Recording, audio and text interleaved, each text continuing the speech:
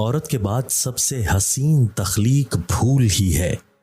عورت اور پھول میں کوئی فرق نہیں۔ عورت کو پھول اور پھول کو عورت پسند ہے۔ ایک ریسرچ میں بتایا گیا ہے کہ آپ نے اگر عورت کے دل تک پہنچنا ہے تو اسے کال، میسج یا خط نہیں بلکہ پھول بھیجا کریں۔ عورت کی ہلکی پھلکی شرارتیں زندگی کے دکھ زائل کرنے میں مدد فراہم کرتی ہیں۔ شوخی و شرارت کے بغیر عورت کسی جگہ ایسے ہی ہے جیسے تتلی خزاں کے موسم میں قید ہو۔ لڑکا ہر اس عورت سے محبت کرتا ہے جو بدلے میں اسے محبت دے، جبکہ عورت صرف عزت کی قائل ہے۔ جہاں سے اسے عزت زیادہ ملے وہ اسی کی ہو جائے گی اور اسی کو وہ محبت مانے گی۔ وحشی سے وحشی جانور بھی محبت کا جواب محبت سے دیتے ہیں، انسان کے سوا۔ کچھ لوگ آپ کو تب یاد کرتے ہیں جب آپ جیسا متبادل نہیں ڈھونڈ پاتے۔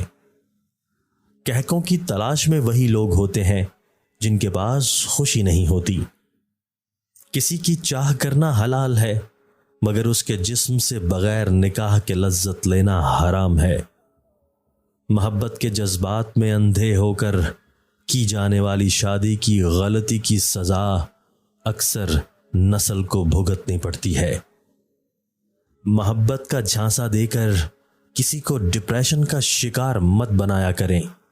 آپ کے لیے تو کھیل بن جاتا ہے مگر کسی کی زندگی تباہ ہو جاتی ہے۔